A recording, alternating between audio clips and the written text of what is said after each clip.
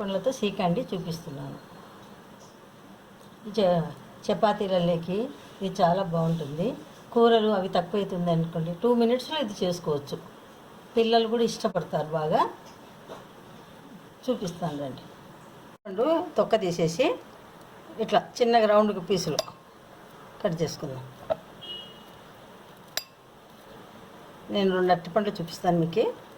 2 అరటిపండ్స్ cut చేశాను. ఇట్లా చేసుకోవచ్చు మీరు. టూ టైప్స్ చూడండి. ఒకటి రౌండ్గా చేసుకోవచ్చు. ఇట్లా పెద్ద స్పూన్ తీసుకొని ఒక 4 స్పూన్స్ వేయండి షుగర్. 2 బనానా కదా, 3 6 చాలు కదండి.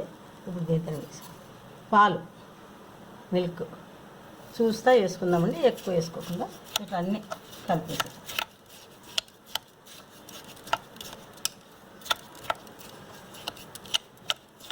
అండి రెడీ అయిపోయింది చూడండి 2 మినిట్స్లో.